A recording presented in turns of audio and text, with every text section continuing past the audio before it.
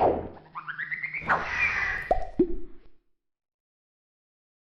right, I found the Neat booth at Infocom, and Simon Tigre is here, all the way from Oslo. Yes, indeed. And you got some new stuff to show us? We do. Let's take a look. Absolutely. So what we're showing here is Neat Pulse. So Neat Pulse consists of three things. It gives you choice with our new Neat App Hub, gives you control with management and monitoring, and it gives you care, the technical support piece. So you announced Neat Pulse back in January. I did a video on that. And so, yes. This is different though. So we've continued to work on Pulse and expanded it. So the new components are really the choice and Neat App Hub. The ability to run more than Zoom and Teams on our devices. Wow, Yes. How do you do that? So basically, here you see the interface. You have all the devices, sleek interface. If we go to the apps section here, we have an org-wide view of the kind of apps that you can deploy on the devices. So this is just a preliminary selection of apps. These are from Neat. So these are the app partners we're currently working with to bring to market. Right? These are all based on either app development partners coming to us wanting to work with us because they have customers that want these apps, or customers directly asking us to put these apps on Neat devices. Okay. So what's interesting about this is an org-wide view where you enable the apps for your organization. Once you've done that, you can then go to a device and you can decide what kind of apps that you want to put on that device.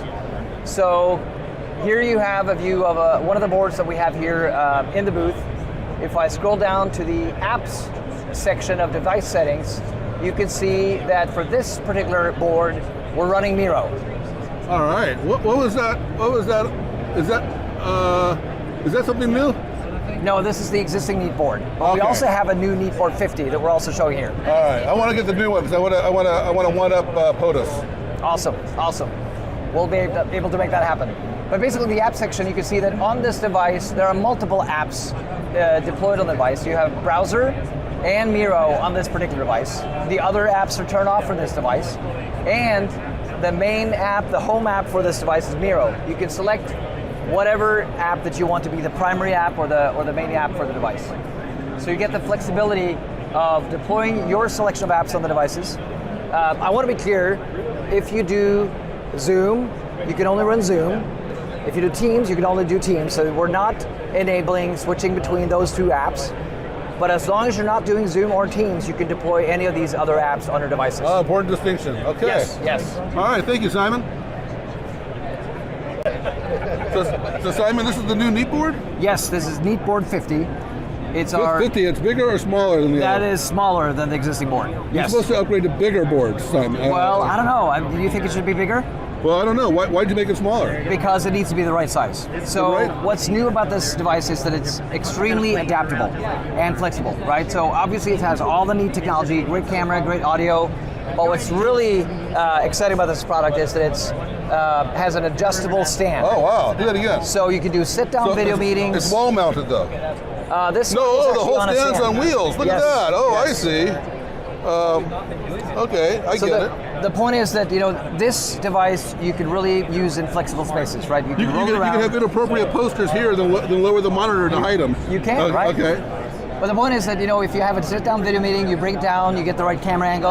Okay. If you want to do whiteboarding, you bring it up.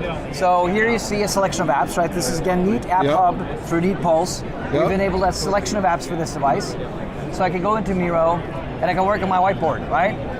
So this is a native Miro application running on the Neat board, and with the active screen, the responsiveness is amazing.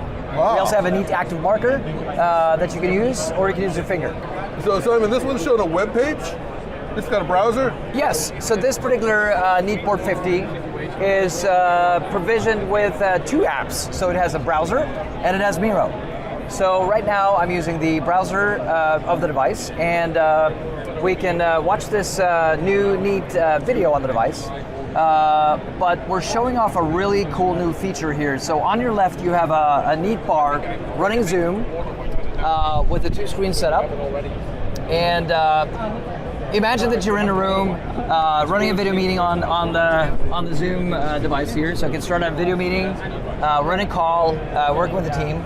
And then on the board, I want to share what's on the board with the team that I have on the video call. So if I want to share what's on the board that I'm looking at with the team, I have a button here on the board. So we call this Neat Share, and it's a button over here. I just press that button, and since these two devices, the Neat Bar with Zoom and the NeatBoard 50 are linked in Pulse, you can now see that I'm sharing what's on the screen of the board into my Zoom call. I see.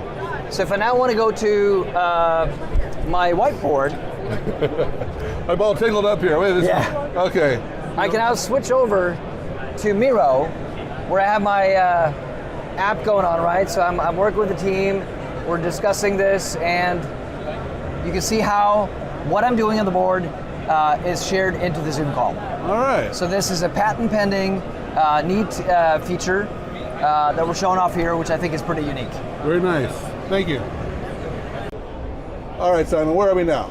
So now we're in our room where we show off the Neat Center. This is our new device that is an extension of Neat Symmetry, and it's a camera that's sitting on the table here in front of us. So I'm here with Brian Dunat, one of our amazing product specialists, and he's going to take you through how the Neat Center works. And this is the first time we show this in public. Okay, Brian, take us through it. All right, so what we're going to showcase here is our Neat Bar Pro, which is currently set up and paired with our Neat Center here on the center of the table. So a couple of things just to kind of level set here. What we're looking at here on the screen is this is the problem that we set out to solve when we started the company. A lot of these meeting spaces here, very difficult, a lot of dead space, not real good view of everyone in the room, as well as if we were depicting that black line over there was kind of a wall, we see folks that might be standing outside of the meeting space that are actually part of it. And as a far-in meeting participant, it's very distracting, right? I might not see everybody, I can't see their faces. It's kind of hard to tell what's going on. So if we were to sit and we're actually looking here at the Neat Bar Pro and at the screen, and maybe somebody was presenting content, what we did with Neat Symmetry was solve that to make sure that those that are on the far side are actually seeing everybody individually, as well as excluding those folks that would be remote. So as you can see here, when Symmetry gets enabled, that's going to showcase and crop everybody that's set up here and defined within the meeting space uniquely, right? So again, as that far-in meeting participant, I feel very engaged. I feel very part of very much part of that conversation. What changes though is when the conversation changes to something within the meeting. So if I turn this way and I was going to talk to Wayne, and now we're having an in-room conversation, for the far-in folks, they're looking at the side of my head. Now, as soon as our camera makes that change and actually flips, now the center is actually capturing it. So as that far-in meeting participant, this is a great experience, right? I feel like I'm actually sitting around the table. I don't have that odd camera view of those folks. And then our camera is going to continue to adjust as we move around within the meeting space.